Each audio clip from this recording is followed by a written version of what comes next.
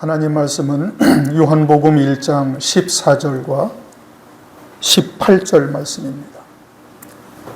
요한복음 1장 14절과 18절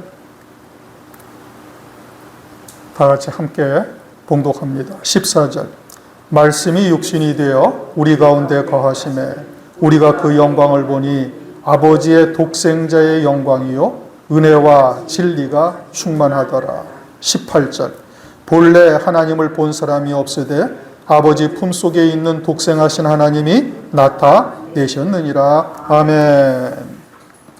하나님 감사합니다.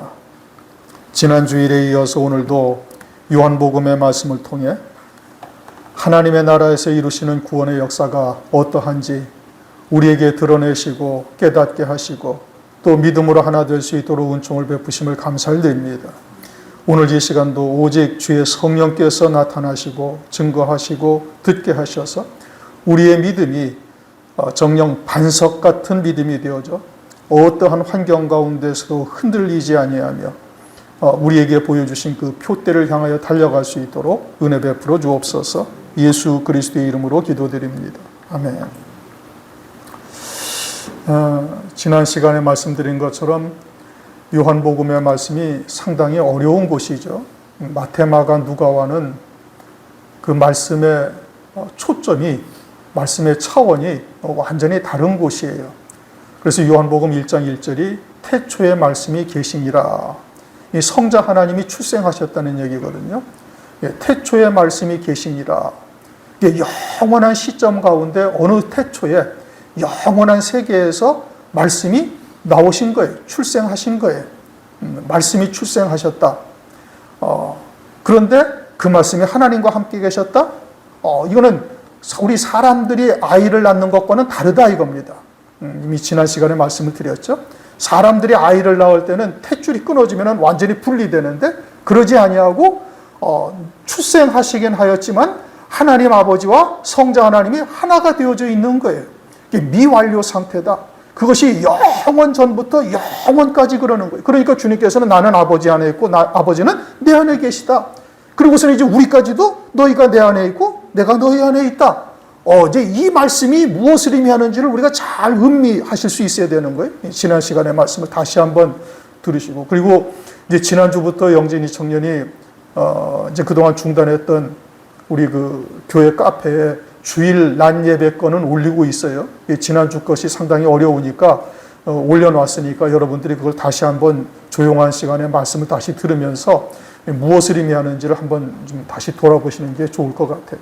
그렇게 태초에 말씀이 계시니라. 그러면서 그 태초에 말씀이 계시다라는 것은 영원한 세계에서 그 영원한 어느 시점 딱 그 한 점에 성자 하나님이 성부 하나님으로부터 나오셨다 이 뜻이에요. 출생하셨다 이거예요.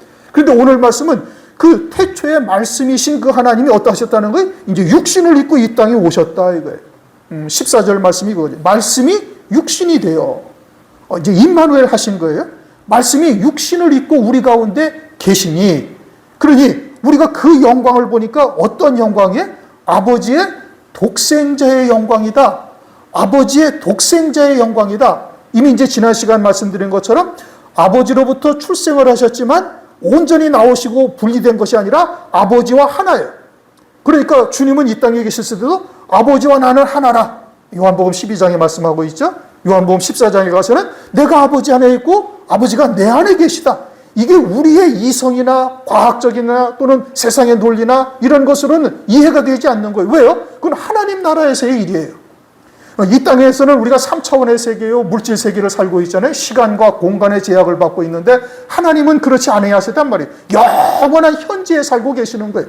그런데 아버지로부터 나왔는데 나온 것이 아니라 여전히 하나인 거예요. 출생은 되셨는데. 그러니까 여전히 하나가 되어지니 아버지의 영광과 주님의 영광이 어떤 거예요? 동일한 거예요. 아버지의 영광이 주님의 영광이요, 아버지의 권세와 능력이 주님의 권세와 능력과 동일하다 이겁니다. 이게 뭐라는 거예요? 이게 독생자다 이거예요. 그것을 보니까 이것을 보니까 어떠하다? 은혜와 진리가 충만하시다. 참 이게 어려운 말씀이죠. 은혜와 진리가 충만하다는 거예요. 그럼 은혜가 뭐냐? 은혜는 태초로부터 나오신 말씀이 육신을 입고 오신 것, 이게 은혜예요. 다시 설명을 드려요. 태초에 말씀이 계시니라. 이것은 영원한 세계에서 계셨던 거예요. 하나님으로 계셨던 거예요. 독생자로 계셨던 거예요. 그러면 굳이 하나님을 갖다가 그렇게 표현하는 이유가 뭐야? 나도 아버지의 생명으로 나오신 영원한 생명을 가진 존재로구나. 이것을 우리에게 깨우쳐 주시는 거예요. 하나님은 그러실 이유가 없어요. 하나님은 독생자로 나오시든 나오시지 아니하든 그건 영원히 살아계신 하나님이고, 하나님은 영원히 영화로우시고, 그 영화로움이 영원히 자충족, 그 이제 신학적인 용어로 학교에서 이제 그렇게 가르쳐요. 자충족하신다 이거예요. 스스로 그 영광으로 충만하신 거예요. 무엇에 도움이 필요하지 아니하신 거예요. 우리가 하나님께 영광을 돌려야 하나님의 영광이 충만해지냐? 아닌 거예요. 그냥 하나님은 자충족하시는 전능하신 아주 창조주 하나님이시다 이거예요. 아주 영원히 살아계신 하나님으로서 영원히 그 영광이 충만하신 거예요. 그러니까 아들이 나올 이유가 있어요, 없어요? 없어요. 그런데 태초에 말씀이 계시니라. 무엇을 위해서? 우리를 위해서. 왜 나오셨어요? 왜 출생하셨어요? 아버지께서 아들로서 낳으셨다 이겁니다. 왜 그래요? 우리도 아버지로부터 그 영원한 생명으로 낳으신 존재다. 그래서 1장 13절이 그거예요. 혈육으로나 혈통으로나 또는 육적으로나 사람의 뜻으로 나지 아니하고 뭐로 났다? 아버지에게서 난 자다. 출생했다 이거예요. 뭐가? 우리의 육체가? 아니요. 우리의 생명이, 우리에 있는 영원한 생명이 아버지께로 나온 것을 독생자를 낳으셨다라는 것을 통해서 우리에게 계시하고 있다 이겁니다. 그리고선 그 독생자가 이제 어떻게 됐다는 거예요? 육체를 입고 이 땅에 오셨다 이거예요. 왜 육체를 입고 오셨어요? 우리의 구원과 관계된 거예요. 왜 아버지께서 독생자를 낳으셨어요? 태초에 말씀에 계시니라. 왜 낳으셨어요? 우리의 구원과 관계된 거예요. 우리와 관계가 없으면 아무런 그렇게 안 하셔도 되는 거예요. 그냥 홀로 스스로 영화로우시고 홀로 그것으로 충족하시고 무엇가 부족함이 없으신 전지전능하신 하나님이시고 창조주 하나님이시다 이거예요. 그런데 왜 태초에 말씀이 계시니라 하신 거예요? 우리에게 보여주시기 위한 거예요. 우리를 깨닫게 하시기 위해서 우리의 대표가 되시는, 모든 그리스도인의 대표가 되시는 그리스도께서 아버지로부터 출생하셨다? 그러면 내게도 영원한 생명이 있음을 우리가 지금 깨닫고 있죠? 그런데 영원한 생명이 그럼 어디로부터 나온 거냐? 아버지께서 낳으셨다. 이거를 우리에게 계시하기 위함인 거예요. 그러면 그 태초로부터 태초의 말씀이 계시니라 하신 하나님께서 왜 육체를 입고 우리 가운데 계시냐 이거예요. 그 말씀이 육신이 되어 우리 가운데 계시다 이거예요. 왜 계셔요? 우리의 구원과 관계가 됐다 이겁니다. 우리의 구원을 위해서 그러시는 거예요. 그러니까 그리스도의 모든 것은 우리의 구원과 직결되어져 있는 거예요. 주님이 십자가에 왜 달리셨어요? 우리의 구원 때문에. 주님이 뭐 때문에 육신을 입고 이 땅에 오셨어요? 전능하신 하나님께서 그냥 홀로 계셔도 영화로움심이 충만하셔서 우리가 영광을 돌려야 주님의 영광이 온전해지는 것이 아니다 이거예요. 스스로 영원히 살아계신 하나님인데 뭐 때문에, 뭐가 부족해서 태초의 말씀으로 나오시고 또 그 말씀이 육신을 입고 이 땅에 뭐 때문에 오셨어요? 우리의 구원을 위해서 오신 거예요. 우리의 구원을 위해서. 뭘 위해서? 십자가 위에서 죽임당하심으로 죄사함을, 우리의 죄사함과 속죄 구원을 영원히 이루기 위해서 주님이 말씀이 육신이 되어 이 땅에 오셨다 이 뜻인 겁니다. 말씀이 육신이 되어 우리 가운데 거하셨어요. 히브리서 2장 11절을 보면 이렇게 시작을 말씀하십니다. 거룩하게 하시는 자와 거룩하게 함을 입은 자들이. 그럼 거룩하게 하시는 자는 누구예요? 그리스도시죠. 하나님이시죠. 성자 하나님. 거룩하게 하시는 자와 거룩하게 하심을 입은 자들이. 그건 누구예요? 예수를 믿는 우리들이죠. 그래서 예수를 믿음으로 우리가 거룩하심을 입은 자들이 된 거예요. 그 거룩하게 하시는 자와 거룩하게 하심을 입은 자들이 다 하나에서 난지라. 그러면 내가 저희를 형제라고 부르기를 부끄러워 아니하노라. 그러니 다 하나에서 나왔다 이거예요. 누구에게서 나왔어요? 아버지에게서 나온 거예요. 그러니까 태초에 말씀이 계시니라. 왜 나오셨어요? 나도, 예수를 믿는 나도, 이미 미리 아신 자요 미리 정하신 자가 된 나도 이미 창세전에 아버지께서 나를 낳으셨구나. 거룩하게 하시는 자와 거룩하게 함을 입은 자들이 다 하나에서 나왔다. 나도 출생했구나 아버지로부터. 이것을 우리에게 깨우쳐 주시기 위해서 그러니까 우리의 구원과 관계되어져 있다 이겁니다. 그러면 그 태초에 말씀이 계시니라 하신 그 말씀이 하늘에만 계시지 아니하고 육체를 입고 이 땅에 오셨어요. 말씀이 육신이 되어 무엇을 위해서? 우리의 구원을 위해서. 그래서 결국은 어떻게 하셨어요? 십자가 위에 피 흘려 아버지의 뜻을 쫓아서 죽임당하시고 그리고 사흘 만에 부활하셔서 하나님 보좌 우편에 이루심으로 다 이루었다. 딱 이렇게 말씀하시는 거예요. 마지막 운명하시기 전에 주님이 하신 말씀이 뭐예요? 다 이루었다. 뭘 다 이루어요? 우리의 구원에 관계된 모든 것을 다 이루었다. 그러고서 딱 운명하시고 보좌 우편 사흘 후에 부활하셔서 보좌 우편 중에 딱 앉으신 거예요. 그리고 부활하셔서 주님이 제자들에게 40여일 동안 나타나셨어요. 왜요? 부활이 실상이라는 것을 깨우쳐 주시기 위해서. 그리고 주님이 그러하시기 전에 마태복음 17장에 이미 엿새 후에 따로 높은 산에서 그 부활의 영광을 보여주신 것, 막 얼굴이 해와 같이 빛이 나는데 그 빛이 또 옷이 희기가 세상에서 빨래를 해서 그렇게 희게 할 수 없을 정도로 아주 빛이 나는 거예요. 그게 어떤 모습이었어요? 부활의 영광의 모습이었던 거예요. 그리고 부활하신 후에 그 따로 높은 산에서 제자들을 다시 만나셔가지고 그때 그 영광으로 부활하셨음을 제자들에게 보여주시는 거예요. 왜 보여주세요? 제자들에게 그것이 관계가 되어져 있다 이겁니다. 너희들이 이와 같은 영광을 위하여 이제 살아야 될 것과 그 영광이 예비되었음을 제자들에게 보여주신 것이고 제자들은 그래서 그 영광을 본 다음에 어떻게 가요? 주님이 걸어가셨던 그 길을 그대로 뒤따라 가신 거예요. 다 그대로 간 거죠. 그리고서는 마태복음 19장 28절 내가 아버지의 보좌에 함께 앉은 것처럼 너희도 내 보좌에 함께 앉아서 이스라엘 12지파를 심판하리라. 그래서 그 영광의 자리까지 제자들이 다 올라간 거예요. 그러면 아버지의 뜻을 쫓아서 말씀이 육신이 되어 우리 가운데 거하신 것은 무엇을 위함이라고요? 우리의 속죄 구원을 위함이다 이겁니다. 이것은 그러면 어디서부터 시작이 된 거예요? 창세기 3장 21절 가죽옷에서부터 시작이 된 거예요. 그것은 어디로부터 기인된 거예요? 에베소서 1장 4절 창세전에 그리스도 안에서 우리를 사랑하사 흠이 없고 거룩하게 하시기 위해서. 언제부터? 창세전부터 우리의 구원을 누구 안에서? 그리스도 안에서 하늘의 신령한 복을 예비해 놓고 그리스도 안에서 우리를 구원하시기 위해서 구속하시기 위해서 이미 예정되었던 일이에요. 이게 아담과 하와가 우리가 선악과를 먹었으니까 죽었구나. 아이고 큰일 났구나. 하나님 아버지 우리로서는 도저히 구원의 소망이 없으니까 성자 하나님이 오셔야 되겠습니다 라고 기도했습니까? 아니요. 그들은 아담과 하와가 선악과를 먹은 다음에 정령 죽으리라 하시는 하나님의 말씀에 의해서 죽었어요? 안 죽었어요? 죽었어요. 뭐가 죽었어요? 영이 죽은 거예요. 육체가 죽은 게 아니란 말이에요. 정령 죽으리라 먹는 순간 딱 죽어버리는 거예요. 이것이 뭐 나이가 안 늙으면 죽으리라 이런 뜻이 아니라니까요. 히브리서 9장 27절에 보면 사람이 한 번 죽는 것은 정하신 이치라니까요. 그거는 정하신 것이에요. 그건 뭐 죄를 짓든 안 짓든 다 죽게 되어져 있는 거예요. 물질 세계는 유한해가지고 누구나 다 죽게 되어져 있는 거예요. 그런데 아버지께서 창세전에 그리스도 안에서 우리를 구속하실 뜻을 정하시고 아담과 하와가 범죄하여 죽은 자가 되자 어떻게 했어요? 하나님께서 가죽옷을 지어 입히신 거예요. 창세기 3장 8절을 보면은 하나님께서 아담아 네가 어디 있느냐? 선악과를 먹었으니까 죽었으면 어떻게 된 거예요? 지옥의 심판 아래 떨어진 자요. 하나님과의 교제가 완전히 끊어진 자예요. 이제는 기도해도 하나님께 연락되지 않는 거예요. 왜요? 이제는 사망 아래 있는 자죠. 지옥의 심판 아래 있는 자죠. 지옥에 떨어진 자들은 하나님과 상관이 없는 거예요. 그러니까 그때로부터는 아무리 무화과 나무로 치마를 입으라고 하나님께서 먹으라 하신 무화과 나무와 신나게 먹은 거예요. 이제 그때는 이미 끝난 거예요. 이미 선악과 하나님의 계명을 어긴 죄로 이제는 정령 죽으리라 한 대로 어떻게 됐어요? 이제는 완전히 죽은 자가 된 거예요. 그런데 창세기 3장 8절에 하나님께서 에덴 동산에 찾아오셔가지고 아담아 네가 있느냐?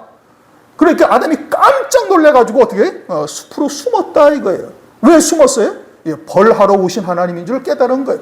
그런데 하나님과 이야기하는 동안에 자기가 산자가 되었음을 비로소 깨닫는 거예요. 그동안 하나님과 아무리 기도를 해도 응답도 없고 하나님으로부터 어떤 말씀도 없고 그전까지는 하나님과 동행하며 살았는데 갑자기 선악과를 먹고 난 다음부터는 완전히 단절된 것을 깨닫다가 이제 하나님께서 찾아오셔가지고 하나님과 이야기를 하며 하나님과 다시 교제하게 되었음을 깨닫고 나서 자기가 산자가 되었다라는 것을 깨닫고서는 가죽옷을 지어 입히시고서 산자가 되었다라는 것을 깨닫고서는 아내의 이름을 뭐라고 지었어요?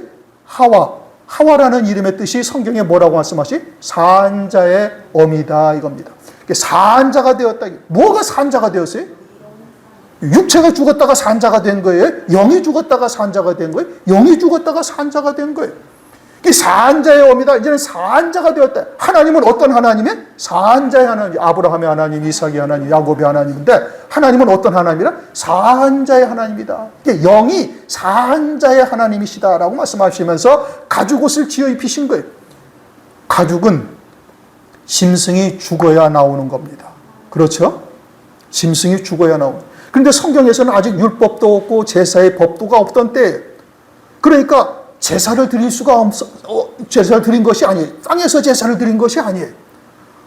그러면 이 가죽옷은 어디서 나왔느냐? 히브리서 8장을 보면은 모세가 성막을 지을 때 하늘에 있는 참 성전을 보고 이 땅에서 모형으로 지었다 이렇게 말씀하셔요. 하나님 나라에 성막이 있어요? 성전이 있어요? 없어요? 성전이 있는 거예요. 번제단이 있고 물두멍이 있고 성소가 있고 성소에 등잔이 있고 금향로가 있고 지성소가 있고 하나님 나라에 성전이 있는 것을 그대로 보고서 이 땅에다가 성막을 그대로 지은 거예요. 성막을 지어서 번제단에서 짐승을 잡아서 번제물로 불태우기도 하고 또 피를 갖다가 번제단 뿔에 묻히기도 하고 이러면서 이제 율법이 모세 이후에 우리한테 보여진 것이죠. 그래서 하나님 나라에 뭐가 있다? 성전이 있다.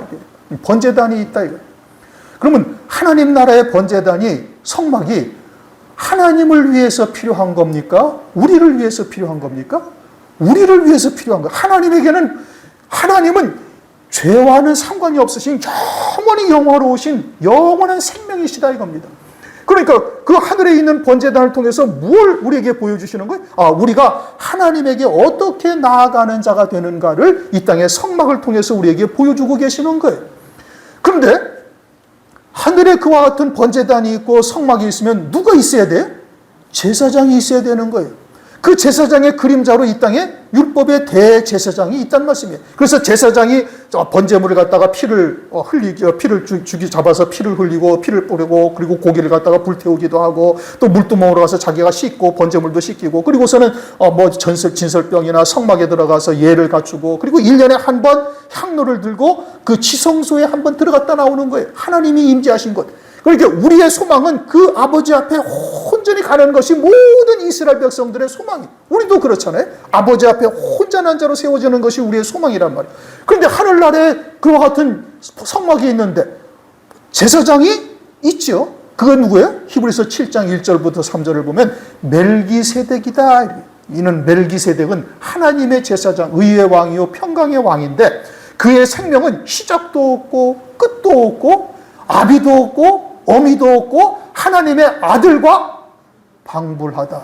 하나님의 아들이다 이 뜻인 겁니다. 그러면 성자 하나님이 하늘나라에서의 직분이 뭐였다는 거예요? 멜기세덱이었던 거예요. 그래서 멜기세덱의 반차를 쫓아오신 참 대제사장이신 예수 그리스도라고 히브리서 6장에 정확하게 말씀하고 있는 거예요. 그러면 성자 하나님이 하늘나라에서 제사를 드린 거예요. 멜기세덱으로서. 그 제사를 드렸는데 어떤 짐승을 제사를 드렸는지 성경에 없어요. 그런데 그 성경이 쭉 나가다가 아브라함에게 와가지고 아브라함이 창세기 22장에 가서 이삭을 제단의 제물로 드릴 때 할 때 하나님께서 아브라함아 하면서 아브라함을 멈추게 하고는 딱 보니까 수풀에 뭐가 있어요?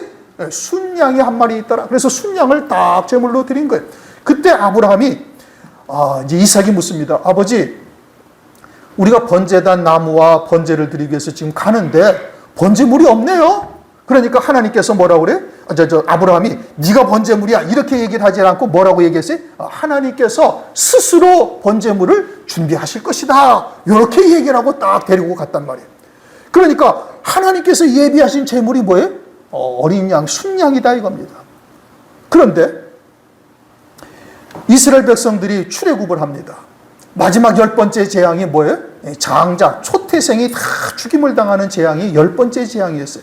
그런데 이스라엘 백성들에게는 하나님께서 출애굽기 12장에 말씀하시기를 어린 양을 한 마리를 취해가지고 사람 숫자대로 그래갖고 그 피를 내서 이달 열흘에 어린 양을 취해서 오늘부터 너희들이 이제 새로운 달력이 시작돼. 그리고 이달 열흘에 어린 양을 취해서 14일 날 어린 양을 잡아가지고 그 피를 문인방과 문설주에 바르라. 그러면 사망의 권세가 너희들은 넘어가리라.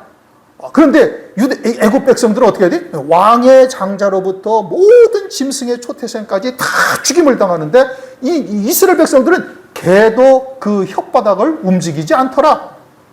이렇게 말씀해요. 아무런 일이 벌어지지 아니한 거예요. 그래서 그것이 넘어갔다 이거예요. 6월절이라는 의미가 그거예요. 패스오버 넘어갔다 이거예요. 그러니까 사망의 권세가 넘어간 거예요.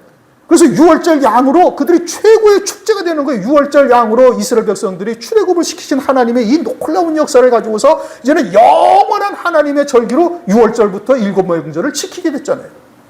그런데 신약에 딱 들어와가지고는 요한복음 1장을 보면은 요한복음 1장 29절 세례 요한이 예수님이 세례를 받으시러 온 것을 딱 보고서 뭐라고 그래? 보라, 세상 죄를 지고 가는 하나님의 어린 양이로다.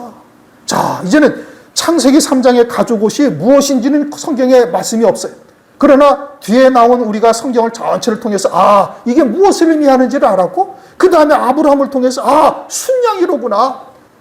그리고서는 6월절을 통해 가지고 이 6월절 양을 통해서 그 피로 말미암아 죄와 사망의 권세가 넘어가는 역사가 나타났구나를 계시하시더니 신약에 딱 들어와서는 뭐라고 말씀하시는 거예요? 예수님이 하나님의 어린 양이로다. 그러면 이 멜기세덱의 반차를 쫓아오신 예수 그리스도, 말씀이 육신이 되어 우리 가운데 거하신다 이겁니다. 그 말씀이 육신이 되어서 우리 가운데 거하시는데 무엇을 위해서 오셨다고요? 십자가 위에서 죽임당하시기 위해서 오신 거예요. 애시당초부터 주님은 멜기세덱으로 계실 때 당신께서 4000년 후에 이 땅에 오셔가지고 십자가 위에서 죽임당하실 것을 전제로 아담과 하와를 살린 것이고 산자의 어미가 되어진 그들로부터 나오는 자들은 다 뭐가 됐다는 거예요? 산자가 되어져서 이 땅에 보내심을 받는 거예요. 어떻게? 영의 구원을 받고 이제는 다시는 지옥 갈 수 없는 구원을 받고 이 땅에 보내심을 받았음을 깨닫게 하시는 거예요. 멜기세덱의 반차를 쫓아오신 대제사장 예수 그리스도로 말미암아 우리가 가죽옷을 입은 존재로구나. 태초에 말씀이 계시니라 하심으로부터 하나님으로부터 나도 아버지께서 낳으셨다라는 것을 깨달을 뿐 아니라 이제는 그 말씀이 육신이 되어 오셔가지고 십자가 위에서 피 흘려 속죄 구원하심으로 죄와 사망의 권세가 나로부터 완전히 넘어간 자요. 이제는 마귀가 여호와 하나님이 가죽옷을 지어 입히시니라. 마귀가 벗길 수 있습니까? 없습니까? 마귀가 지옥으로 보내버릴 수가 있어요? 없어요? 없지요. 그러면 마귀가 하나님이게? 창조주 하나님이시고 마귀는 피조물이에요. 하나님 안에서 제한된 권세만 허용받은 것이지 하나님을 뛰어넘을 수가 있어요? 없어요? 절대 없죠. 그게 산자다 이겁니다. 그러면 주님이 말씀이 육신이 되어 오신 것이 무엇을 위해서 오신 거예요? 그 6월절 양을 온전케 하시기 위해서 더 거슬러 올라가면 하나님이 예비하시리라 하신 그 순양이 예수님이시고 더 거슬러 올라가면 뭐예요? 가죽옷으로 쥐어 입히시고 그것은 멜기세덱의 반차를 쫓아오셔서 장차 당신께서 친히 십자가 위에서 죽임당하심으로 피 흘려 속죄 구원을 이루실 것을 우리들에게 영적으로 계시하신 것이고 그것을 위해서 이 땅에 오셨다 이겁니다. 말씀이 육신이 되어 우리 가운데 거하시며 이것이 뭐라는 거예요? 이게 은혜다 이거예요. 그게 은혜다 이거예요. 하나님이 무언가 부족하십니까? 아무것도 부족하지 않아요. 우리가 하늘나라에 올라가서 하나님을 찬양해야 하나님의 영광이 온전해집니까? 절대 그렇지가 않다 이겁니다. 그러면 이제 문제가 뭐냐? 왜 그러면 하나님께서 전능하신 하나님께서 아담과 하와가 범죄하지 않도록 하실 수가 없겠는가? 충분히 그러실 수가 있죠. 그렇죠? 전능하신 하나님께서 마귀, 뱀의 미혹의 역사를 없이 할 수가 있어요? 없어요? 충분히 그러실 수가 있죠. 그럴 수가 있죠. 그러면은 그렇게 되어지면 어떻게 되는 거예요? 이 땅에서 영원히 사는 거예요. 이 땅에서 영원히 사는 것이 하나님의 뜻이에요? 하늘나라에서 영생을 누리는 것이 하나님의 뜻이에요? 하늘나라에서 영생을 누리는 것이 하나님의 뜻이지, 이 물질 세계는 장차 백보자의 심판대 땅과 하늘이 다 사라지고 없어진다 이겁니다. 하나님의 뜻은 이 세상이 아니라 영원한 하나님의 나라인 거예요. 그런데 영원한 하나님의 나라에서 영원히 하나님을 찬송하며 살게 하시기 위해서는 하나님께서 이 땅에서 잠시 마귀의 권세 아래 허용하신 거예요. 무엇을 위해서? 이사야서 14장을 보시면은 사탄, 루시엘이 루시퍼가 되죠. 내가 자기의 아름다움에 아주 도취돼가지고 내가 북쪽의 가장 높은 구름 위에 올라가서 내가 하나님과 한번 내가 영광을 한번 비교해 보리라. 얼마나 하나님께서 아름답게 루시엘을 지었으면은 루시엘이 자기의 아름다움에 도취되어져 가지고 교만함이 꽉 차버린 거예요. 그래가지고는 내가 하나님과 한번 비교 보리라. 이러다가 어떻게 된 거예요? 그 즉시로 지옥으로 딱 떨어져 본 거예요. 그래갖고 사탄이 된 겁니다. 루시퍼, 사탄이 된 거예요. 이제 영원히 구원받을 수 없는 거예요. 이게 하늘나라에서 이와 같이 자기를 드러내고 교만함에 이르게 되어지면 어떻게 되는 거예요? 영원히 지옥의 심판 아래 떨어진 자가 되는 것을 단 한 번의 교만함으로 이와 같이 되는 것을 루시퍼를 통해서 우리에게 교훈하신 거예요. 그렇게 하늘나라에서는 영원히 하나님만을 찬송하는 자로 우리를 세우시기를 원하신 거예요. 하늘나라에서 만약에 우리가 내가 열심히 주를 위해서 헌신하고 주를 위해서 내가 충성하고 헌신하고 열심을 내서 내 열심으로 말미암아 하늘나라의 영광을 누리게 되어지면은 그러면 어떻게 돼요? 입으로는 하나님을 찬양하지만 속으로는 어떻게 은근히 자기를 드러낸다 이겁니다. 그게 인간의 속성이에요. 뭐 자기가 얼굴만 조금만 이뻐봐요. 온갖 화장을 하고 명도꼬리를 한 10대번을 왔다 갔다 하지. 몸매만 잘 빠졌어 봐. 그냥 뭐 수영장 가가지고 난리를 치고 앉았잖아요. 잘 그냥 여기저기 돌아다니면서. 그 어찌든지 사람들한테 인정받고 자기를 드러내고 좀 자기를 나타내고 싶은 것이 우리 인간의 본성이에요. 그건 속성이에요. 그건 누구도 부정할 수가 없는 거예요. 원죄에 입은 우리들이 다 그러하다 이겁니다. 그러면 하늘나라에서 우리가 그렇게 교만한 떡에 되면 어떻게 된다고요? 그 즉시로 지옥으로 딱 떨어져 버리게 되는 거예요. 그렇게 영원히 하늘나라에서 하나님만을 찬송케 하시기 위해서 잠시 죄악 가운데 허용하셨다가 다시는 사람의 의, 인간의 열심으로는 영생의 열매를 맺지 못하게 하는 거예요. 그래서 예수 그리스도 안에서 구속하시고 예수 그리스도 안에서 성령으로 말미암아 영생의 열매를 맺을 수밖에 없도록 하나님께서 우리에게 원죄라는 거역의 씨를 허용하셨지만 그 이전에 어떻게 하셨다고요? 창세전에 그리스도 안에서 거룩하고 흠이 없게 하실 뜻을 이미 예정하신 대로 하나님께서 이루어 가셨다 이겁니다. 그래서 이사야서 43장 21절을 보면 이 백성은 내가 나를 위하여 지었나니 나의 찬송을 부르게 하리 함이라. 영원히 하늘나라에서 하나님을 찬송케 하시기 위해서 그러는 거예요. 그런데 오늘날도 선악과를 두신 뜻이 무엇인지를 드러내지를 못하는 겁니다. 사람의 의와 하나님의 의, 행함의 도와 믿음의 도, 이게 분별을 못하는 거예요. 행함이 무엇인지, 믿음의 온전함으로 나타나는 행위가 어떠한 것인지 이게 분별이 안 되니까 그냥 무조건 순종해, 무조건 복종해 라고 하지만 아니요, 그것은 사람의 열심이요 사람의 헌신이지 그건 하늘나라에 가서 한 톨의 열매도 맺지를 못하는 겁니다. 하나님의 말씀에 붙들려서 믿음으로 나타나는 행위여야만 이것이 온전한 하나님의 의의 열매요, 이것이 성령의 열매가 되어져서 영생에 이르게 하시는 은총을 우리에게 베풀어 주시는 거예요. 그러면 선악과를 두신 하나님이 잘못이에요? 아니면 그것이 하나님의 사랑이에요? 하나님의 사랑이죠. 선악과를 범한 것이 잘못입니까? 아니요, 그것은 하나님께서 허용하신 거예요. 왜요? 영원한 하나님의 의로만 사는 자 되기 위해서 하늘나라에서 영생을 누리는 자로 두시기 위해서 하나님께서 우리에게 베풀어 주신 사랑이다 이겁니다. 그러니까 사랑은 하나님에게서 있는 것이지 우리가 하나님을 사랑한 것이 아니다. 요한일서에서 그래서 말씀하시는 거예요. 요한일서에서 뭐라고 그래요? 요한일서 4장 10절. 사랑은 여기 있으니 우리가 하나님을 사랑한 것이 아니요 오직 하나님이 우리를 사랑하사 우리 죄를 위하여 화목제로 그 아들을 보내셨습니다. 이것이 하나님의 은혜다 이겁니다. 하나님은 무엇 하나 아쉬울 것이 없는 하나님이셔요. 굳이 태초의 말씀으로 나오시고 그 말씀이 육신을 입고 이 땅에 오셔가지고 굳이 그 자기 백성들에게 온갖 수치를 다 겪으시면서 그 큰 고통을 겪으셔야 할 이유가 하나도 없으신 거예요. 그러니까 하나님이 우리를 애시당초부터 사랑하신 것이고 그 사랑은 끝까지 사랑하신다라고 성경은 언약을 하셨으니 그 사랑 안에 믿음으로 사는 자들에게는 언제까지라도 하나님의 그 사랑 안에서 살아갈 수 있도록 은총을 베풀고 계시는 거예요. 이게 뭐래요? 은혜다 이거예요. 이게 은혜라는 거예요. 거저 주시는 거다. 선물이다 이겁니다. 그 다음은 진리라고 말씀하고 있잖아요. 말씀이 육신이 되어 우리 가운데 거하시며, 이게 뭐라고요? 하나님의 은혜다 이거예요. 우리가 그 영광을 보니 아버지의 독생자의 영광이요. 이 진리는 뭐냐? 예수님이 이 땅에 오셨는데 이분을 보니까 어떠하다고요? 독생자의 영광이다 이겁니다. 독생자라는 것은 이미 말씀드린 것처럼 아버지의 모든 영광과 권세와 능력이 그 안에 다 함께 하시는 거예요. 그래서 주님이 이 땅에 오셔서 우리 눈으로 혈육의 몸으로 이 땅에 오셔가지고 우리 눈에 보이지만 실상은 이분이 누구예요? 하나님이신 것이고, 하나님의 영광과 하나님의 권세와 하나님의 모든 능력이 그 안에 함께하고 계시다 이겁니다. 그러면 무엇 때문에 독생자의 영광으로 이 땅에 오셨어요?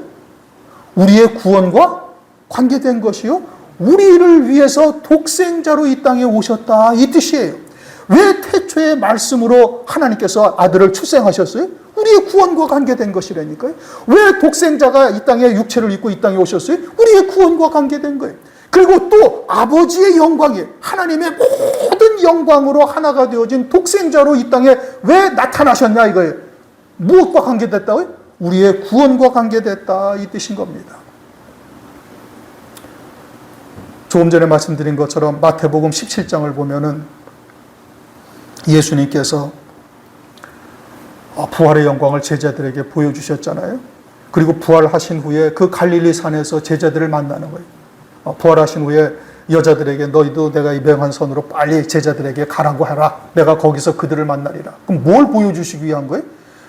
엿새 후에 따로 높은 산의 영광과 부활하신 영광이 같다는 것을 제자들에게 보여주신 거예요. 그래서 제자들도 이제는 그 소망 가운데 믿음으로 살게 하시는 것이죠. 그 영광이 제자들에게 예비되어져 있는 거예요. 그래서 마태복음 19장 28절 내가 보좌에 앉아서 보좌에 앉은 것 같이 너희도 내 보좌에 함께 앉아서 이스라엘 12지파를 너희가 심판하리라 그렇게 말씀하시고 있잖아요. 하나님의 백성들, 자기 백성이라고 그러죠. 마태복음 1장 21절 하나님의 백성들을 이 땅에 보내셔서 하나님께서 이와 같은 구원을 이루어 가시는 절정, 클라이막스가 뭐예요? 어린 양의 혼인잔치입니다. 그렇죠? 그러니까 요한복음 2장에 사흘되던 날 갈릴리 가나에서 혼인잔치가 있는데 그 혼인잔치에서 주님이 물로 포도주를 만드시면서 그 뒤에 뭐라고 말씀하시는 거 아니? 처음 표적이다 이렇게 말씀하셨어요. 첫 표적이다. 그 의미는 뭐냐면 말씀이 육신을 입고 이 땅에 오셔서 행하시는 모든 역사의 초점은 어디에 있다? 이 혼인잔치에 있다 이겁니다. 어린 양의 혼인잔치에 있음을 말씀하는 거예요. 그래서 물로 포도주를 만들어 주었더니 연회장이 네가 진짜 좋은 포도주를 제일 마지막에 내오는구나. 일반 집에 가면은 처음에는 좋은 포도주 냈다가 취하면은 취하고 나면 이것이 좋은 포도주인지 1년 된 건지 10년 된 건지 어떻게 알아요? 취하고 나면 모르잖아요. 그렇게 나중에는 그냥 낮은 포도주를 내는데 여기는 아주 좋은 포도주를 두었다가 마지막에 둔다 이거예요. 제일 마지막에 아주 가장 좋은 포도주를 주었다.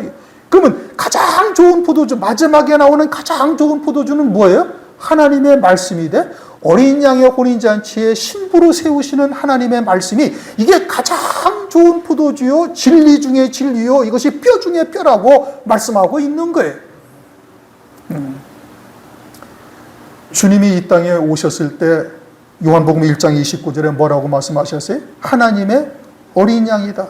하나님의 어린 양은 유월절 양이신 그 피로 속죄 구원하시는 유월절 양이시라는 의미가 있고 또 한 가지는 뭐가 있어요? 어린 양으로서 어린 양의 신부를 데리고 오시는 분이에요. 그래서 요한계시록에 가면은 요한계시록 19장에 주님이 어린 양의 아내가 예비되었다라고 말씀하시는 거예요. 재림하실 때 누가 예비되어져 있어요? 어린 양의 아내가 예비되어져 있는 거예요. 어린 양이 걸어가신 그 길을 그대로 뒤쫓아 따라오는 자들이 어린 양의 아내가 되어지고 어린 양의 아내와 같은 믿음으로 사는 자들은 환난 날에 어떻게? 예수의 증거와 하나님의 말씀이라 결국 순교하는 거예요. 12제자가 간 길이나 주님이 가신 길이나 마지막에 어린 양의 아내들이 환난을 통해서 가는 길이나 똑같은 길을 가는 거예요. 그리고 그들을 위해서 주님이 초림하신 거예요. 그래서 어린 양이다. 하나님의 어린 양이다. 하나님의 어린 양으로서 어린 양의 아내를 예비하기 위해서 주님이 초림하신 것이에요. 그러니까 주님이 이 땅에 다시 오실 때는 뭘로 오시는 거예요? 이제 맏아들로 오시는 거예요. 히브리서 1장에서 말씀하고 있죠. 그러니까 주님이 어린 양으로 이 땅에 오셔서 어린 양의 아내를 세우시는 것으로서 이 은혜 시대의 모든 구원이 다 종결되어지는 거예요. 그것이 그리스도와 함께한 후사. 로마서 8장 17절을 보면 그리스도와 함께한 후사라는 것은 그리스도의 모든 영광과 권세와 능력을 함께 누리는 자다, 이 뜻인 겁니다. 그것은 독생자의 영광과 똑같다는 얘기예요. 또 로마서 8장 28절, 29절을 보면 미리 아신 자들로 미리 정하신 자들이 있는데 그들은 아들의 형상을, 그리스도의 형상을 그대로 본받게 하기 위함이다 라고 말씀하고 있어요. 히브리서 12장 23절을 보면 하늘나라에 장자들의 총회가 있고 교회가 있고 의인들의 영이 있어요. 그런데 그 가장 큰 영광은 장자들의 총회다, 이렇게 말씀하고 있는 거예요. 그래서 이제 계시록 4장을 가면은 2장 3장에 뭐가 있어요? 7 금촛대 교회가 있고 5장부터 이제 첫째 인부터 떼어지기 시작하는 거예요. 5장에 7인 가진 봉한 책이 등장을 하잖아요. 그러면 2장 3장의 금촛대 교회와 환란이 시작되는 5장과 사이에 딱 뭐가 있어요? 계시록 4장. 계시록 4장에는 누가 나와요? 흰 옷을 입고 머리에 금면류관을 쓴 24 장로들이 24 보좌에 앉아서 그러다가 자기의 머리관을 벗어서 어린 양의 보좌 앞에 다 던져드리는 장면이 계시록 4장에 있는 거예요. 그러면 7 금촛대 교회를 통해서 이루실 하나님의 뜻이 뭐예요? 계시록 4장이에요.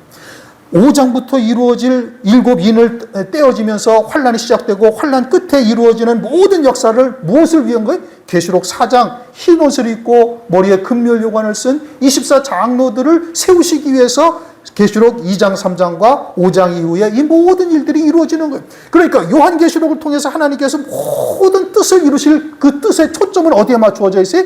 흰 옷을 입고 머리에 금면류관을 쓰고 어린 양의 보좌 주변에 24보좌가 있고 그 24보좌에 앉은 이 장로들을 세우시는 거예요. 그들이 곧 누구예요? 첫째 부활한 자들이요, 어린 양의 아내요, 장자들의 총회에 참여하는 영광을 가진 자들이다. 이거. 여기에 모든 초점이 맞추어져 있고 그들이 곧 누구예요? 그리스도와 함께한 후사가 되는 거예요. 새 예루살렘 성의 영광을 입는 자들이 되는 거예요. 그들은 곧 누구예요? 아버지의 독생자의 영광에 이르는 자들이다 이겁니다. 그러면 진리라는 것은 뭐냐? 그것은 아버지의 독생자의 영광에 이르게 하시는 말씀이 이게 진리예요. 성경 말씀만 인용하면 다 진리라고 그러잖아요, 오늘날. 예수님 당시에 율법을 얼마나 철저히 지켰어요? 바리새인 사두개인들은 우리가 상상할 수 없을 정도로 하나님의 말씀을 절대 복종한 자들이에요. 그런데 주님은 그들 오셔가지고 뭐래? 사람의 계명으로 하나님을 헛되이 경배하고 있다. 자기들은 열심히 신앙생활했는데 다 헛거래는 거예요. 모든 게 다 헛거래는 거예요. 독사의 새끼들, 너희는 너희 아비 마귀에서 났느니라. 귀신으로 충만하다 이겁니다. 너희들은 회칠한 무덤이다. 하얗게 봉분을 칠해가지고 거룩한 듯이 깨끗한 듯이 보이지만 속에는 죽은 뼈와 온갖 더러운 것으로 가득하다. 그들이 예수를 믿어요, 안 믿어요? 안 믿어요. 오히려 하나님의 이름으로 예수 그리스도를 십자가에 못 박아 죽이는 이 기가 막힌 일이 벌어지게 되어진 거예요. 그러면 오늘날 교회들은 어떠하냐? 이제 문제가 심각해지는 것이죠. 성경에 이것을 기록한 것은 말세를 만난 우리들에게 거울이요, 그 다음에 교훈으로 우리에게 보여주신 것이다. 그러면 오늘날 교회가 이러하다라고 이야기하면 어떻게 돼? 이단 취급당하는 겁니다. 그러나 독생자의 영광에 이르게 하시는 말씀이 아니면 그건 진리의 말씀이 아닌 거예요. 마지막으로 때에 따른 말씀이 뭐냐? 이 말세의 때에 따른 말씀은 요한계시록과 같은 말씀인 것이고 환란을 통해서 이루실 구원이 무엇인지를 깨닫는 거예요. 환란 전에 구원된다, 교회가 들려 올라간다. 그건 다 거짓말인 겁니다. 성경은 그렇게 말씀하고 있지 않아요. 세대주의자나 무천년주의자들 주장하는 말은 전혀 성경과는 다른 이야기예요. 천년이 성경에 6번이나 기록이 되어져 있잖아요. 그리고 휴거된다는 것은 그때를 말하는 것이 아니고 환난 전에 그런 것이 아니라 환난 후에 예비처 성도들이 공중으로 끌려 올라가는 것을 말하는 것이지, 환난 전에 주님은 재림하지 않아요. 초림도 한 번이요 재림도 한 번이에요. 이건 마태복음 24장만 천천히 읽어봐도 그냥 다 아는 사실이에요. 어려운 게 아니죠. 그런데 그런 잘못된 말씀들이 오늘날 범람하고 있으니까 그냥 다 깨닫지 못하고 그런 것으로 휩쓸려 가고 있는 겁니다. 진리는 뭐냐? 독생자의 영광에 이르게 하시는 말씀이 진리예요. 왜 독생자의 영광이라고 성경에 말씀하셨어요? 그와 같은 영광을 하늘에 우리를 위해서 예비해 놓으셨기 때문에 그러는 거예요. 그 독생자의 영광에 이르는 길이 뭐예요? 그게 생명의 길이요, 그게 참된 좁은 길이다 이겁니다. 이제 예수 믿고 복 받고, 예수 믿고 잘 되고, 예수 믿고 병 낫고, 예수 믿고 출세하고, 예수 믿고 가정이 화목하고, 이것은 하나님의 말씀의 본질이 아니에요. 그것은 영의 세계도 보지 못하는 것이요, 그것은 성령의 역사로 깨닫는 것이 아니다 이거예요. 은혜가 뭐라고요? 말씀이 육신이 되어 우리 가운데 거하시는 것이 이게 은혜예요. 무엇 때문에 오셨어요? 나의 구원을 위해서, 나의 죄사함을 위해서. 하나님이 무엇 부족해서? 아니요, 그것이 아니다 이겁니다. 그냥 하나님의 기쁘신 뜻을 이루시기 위해서 하나님께서 우리에게 은혜로 거저 베풀어 주시는 거다 이겁니다. 진리는 뭐예요? 아버지의 독생자의 영광에 이르게 하시는 말씀이 진리의 말씀이다 이겁니다. 어린 양의 혼인잔치에 이르게 하시는 하나님의 말씀이 그게 진리의 말씀이다. 그런데 주님에게는 이것이 충만하다 이겁니다. 말씀이 육신이 되어 오셨고 아버지의 영광으로 이 땅에 임하셔가지고 은혜와 진리가 충만하다라고 말씀하고 있는 겁니다. 18절 조금 시간이 금방 끝내도록. 하나님을 본 사람이 없으되 아버지 품속에 있는 독생하신 하나님이 나타나셨느니라. 이게 어려운 말씀이에요. 창세기 18장을 보면은 소돔과 고모라를 멸하기 전에 아브라함이 하나님을 만나요, 안 만나요? 만나잖아요.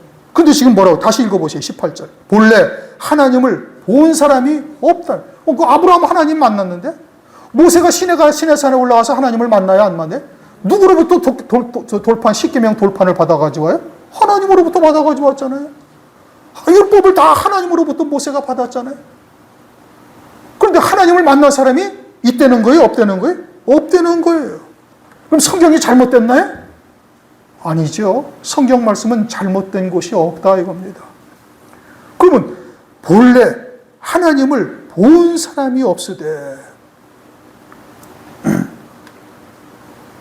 성경은 창세기 1장 1절부터는 하나님이라고 기록이 되어져 있어요. 그렇죠?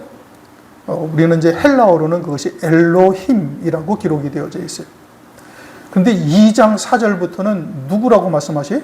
여호와 하나님, 야훼라고 그래요. 창세기 1장 1절부터 2장 3절까지는 누가 행하신 거예요? 전능하신 하나님, 성부 하나님이 하신 거예요. 2장 4절부터는 누가 나타나신 거예요? 여호와 하나님, 성자 하나님이 나타나신 거예요. 그 일을 위해서 태초에 말씀이 계시니라. 이 말씀이 아버지와 함께 계셨고 하나님과 함께 계셨고 이 말씀이 곧 누구다? 이 말씀이 곧 하나님이시다. 그래서 모든 구원을 그 하나님 안에서, 성자 하나님 안에서 이루어 가시는 거예요. 아버지 하나님께서. 그러니까 아브라함이 만난 하나님은 어떤 하나님이에요? 여호와 하나님이신 거예요. 하나님 아버지는 아무도 본 사람이 없어요. 왜 하나님 아버지는 아무도 본 사람이 없어요? 하나님은 생명이시니까, 영원한 생명이에요. 그건 형체가 없는 거예요. 아버지의 형상을 따라, 우리가 창세기 1장으로 아버지 하나님의 형상, 우리의 형상을 따라 우리의 모양대로 우리가 사람을 만든 자. 그 우리의 형상이라는 것은 뭐예요? 영원한 생명인 거예요. 그 생명은 형체가 없어요. 그러니까 아무도 하나님을 본 사람이 없다 이거예요. 그런데 하나님이 독생하신 하나님으로 우리에게 나타나셨어요. 그러면 독생하신 하나님이 우리에게 나타나셔가지고 뭘 우리에게 보여주시는 거예요?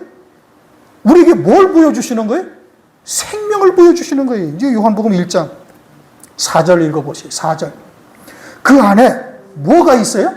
생명이 있다. 누구 안에 생명이 있다는 거예요? 태초에 말씀이 계시니라. 그 말씀 안에 뭐가 있다는 거예요? 생명이 있다. 그리고 주님이 이 땅에 오셔가지고 뭔 빛을 비춰주시는 거예요? 생명의 빛을 비춰주시는 거예요. 그것을 1장 9절에서는 뭐라고 말씀해요? 참 빛이다. 뭐가 참 빛이라는 거예요? 생명이 참 빛이다. 그럼 육신의 생명은 이건 가짜 빛이에요. 이건 잠깐 있다 사라지는 거예요. 그럼 그러면 신앙의 모든 초점은 어디에 맞춰야 되는? 육신의 생명에 맞춰야 돼요? 이 하나님의 생명에 맞춰야 되는 거예요? 하나님의 생명에 맞춰야 되는 것이지. 우리의 모든 신앙의 초점은 어디에다 맞춰야 돼? 하나님의 생명에다 맞춰야 되는 거예요. 이 생명의 빛은 주님이 이 땅에 오셔가지고 보이는 하나님으로 나타나셔가지고 골로새서 1장에 말씀하신 보이지 아니한 하나님이 보이는 하나님으로 나타나셔가지고 우리에게 뭘 알게 하시는 거예요? 이 생명을 알게 하시는 거예요. 다른 걸 알게 하는 거예요. 이 세상에서 부자 되는 길을 알려주시는 거예요? 아니라는 말씀이에요. 이 세상에서 병 고치는 것을 알려주시는 거예요? 아니라는 말씀이에요. 이 세상에서 아주 부자로 그냥 부귀영화를 누리다가 그냥 모래알같이 수많은 날들을 아주 장수하라고 가르쳐 주시는 거예요? 아니라는 말씀이에요. 이 생명을 우리에게 보여주셨다는 거예요. 이 생명이 있다. 이 생명이 빛이다. 이것이 참 빛이다. 요한일서 2장 6절 7절 거기 말 아주 참 빛이 우리에게 비춰졌다 이거예요.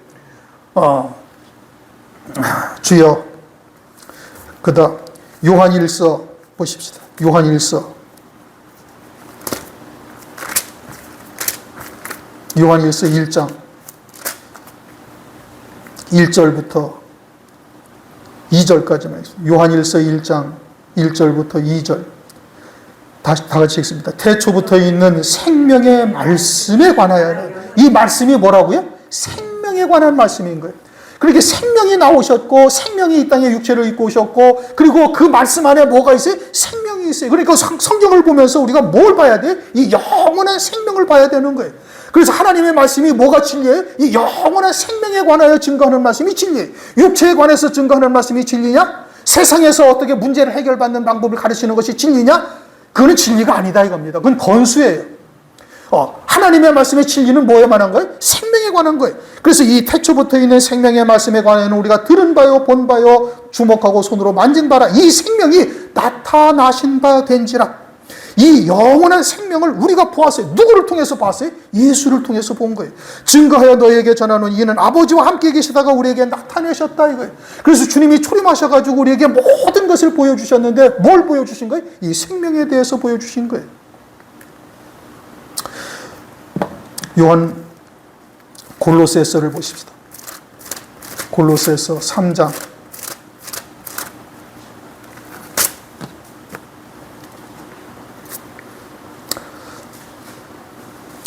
1절부터 4절까지 읽습니다. 그러므로 너희가 그리스도와 함께 다시 살리심을 받았으면 위의 것을 찾으라. 거기는 그리스도께서 하나님 우편에 앉아 계시느니라. 위의 것을 생각하고 땅의 것을 생각지 말라. 너희가 죽었고 너희 생명이 너희 생명이 그리스도와 함께 하나님 안에 감추어 있습니다. 나는 지금 여기 살고 있어요. 나는 살고 있는데 우리의 영원한 생명은 어디에 있어요? 하나님 안에 있는 거예요. 하나님은 온 천지에 충만하신 거예요. 그리고 하나님 안에 우리의 생명이 감추어져 있는 거예요. 그 다음 4절 다 같이 읽읍시다. 시작. 우리의 생명이신 그리스도께서 나타나실 때 언제? 주의 재림의 때다 이겁니다. 그때 너희도 그와 함께 영광 중에 나타나리라. 뭐가 나타나는 거예요? 우리의 생명이 나타난다 이겁니다. 이 땅에서 우리가 어떻게 살았는가? 주님이 재림하실 때 그 생명이 주님과 함께 나타나는데 이들은 누구예요? 예수의 증거와 하나님의 말씀이라요. 순교한 성도들만 그때 나타나는 거예요. 그들만이 첫째 부활의 영광을 입는다. 요한계시록 20장 4절에서 6절까지 정확하게 설명하고 계시는 거예요. 모든 죽은 자가 주님이 재림할 때 부활하는 것이 아니다 이겁니다. 데살로니가전서 4장 16절 17절 말씀을 정확하게 요한계시록 20장 4절에서 6절 다시 설명했어요. 누가 주님이 재림하실 때 그에게 붙은 자로서 그와 함께 첫째 부활의 영광을 입느냐? 예수의 증거와 하나님의 말씀에 의하여 순교한 자들. 12사도가 그 길로 갔고 주님이 따라가신 그 길을 그들었고 장차 환난을 무엇을 위해서 두셨어요? 그것을 위해서 신실한 성도, 참으로 진리 안에 있는 자들, 독생제, 아버지의 독생제의 영광이 무엇인지를 바라보고 그 생명을 위해서 사는 자들은 환난 날에 어떻게 돼? 예수의 증거와 하나님의 말씀을 인하여 순교할 수밖에 없고 적그리스도를 그리스도라고 경배할 수가 없고 짐승표를 받을 수가 없고 오실 그리스도를 소망하며 믿음으로 살다가 결국은 죽임당하고 그것은 주님이 걸어가신 그 길을 그대로 쫓아가면서 그 생명, 그 영원한 생명을 위해서 산 것이 되어지니 그들이 주님이 재림하실 때 이 생명이 나타난다 이겁니다. 누구와 함께? 주님과 함께 나타난다. 오늘날 우리가 무엇을 위해서 살아야 될 것인가? 거듭난 자라면 이 생명이 내 안에 있음을 깨닫는 것이고 그 생명을 위해서 사는 거예요. 육신을 위해서 사는 것이 아니고 또는 세상의 어떤 것을 이루려고 사는 것이 아니고 이 생명을 위해서 사는 것이야말로 이것이 참된 그리스도인의 모습이다. 오늘 새벽에도 그랬잖아요. 막 병든 자를 고치고 귀신을 내어 쫓고 막 오병이어를 베풀고 이적을 베풀고 그러니까 많은 사람이 와서 주를 찾아. 그래서 주님은 그냥 호련히 떠나셔가지고 다른 마을에 가서 우리가 하나님의 나라의 복음을 전하러 가자. 나는 이 일을 위하러 왔노라. 그러니까 이 유대인들은 그저 막 병 낫고 귀신이 쫓겨나가고 막 오병이어의 비적을 베풀고 죽었던 자가 살아나고 막 어마어마한 역사가 나타나니까 이야, 이 대단하구나. 이분과 우리가 함께 있으면 이제 평생 걱정할 것이 없겠다라고 생각하고 주님을 떠나지 못하게 막 붙들고 있는데 주님은 호련히 떠나버리시는 거예요. 그것이 주님의 오신 목적이 아니다 이겁니다. 우리가 신앙의 초점을 정확하게 잡고 무엇을 생각하고 무엇을 위해서 살아야 할 것인지, 무엇을 위해서 기도하고 무엇을 위해서 신앙생활을 해야 될 것인지를 정확하게 초점을 잡으셔야 되는 겁니다. 그래야 훗날 주님 앞에 서는 날 후회하지 않는 자가 되시기를 주님의 이름으로 축원합니다. 기도합니다. 하나님 아버지 감사합니다. 오늘 요한복음 1장 14절 말씀을 통해서 무엇이 하나님의 은혜요 무엇가 진리로 충만한 것인지, 어떻게 보이지 않은 하나님이 우리에게 나타나신 것이 무엇을 의미하는지, 우리가 다시 한번 하나님의 나라의 신령한 비밀들을 또 구원의 뜻들을 말씀을 통해서 깨달아 싸우니 믿음으로 하나 되게 도와주시고 우리의 신앙의 초점을 정확하게 잡고 발걸음을 옮기는 저희들 다 되도록 은혜 위에 은혜를 더하여 주시옵소서. 감사와 찬송과 영광을 드리옵고 우리 구주 예수 그리스도의 이름으로 기도드립니다. 아멘.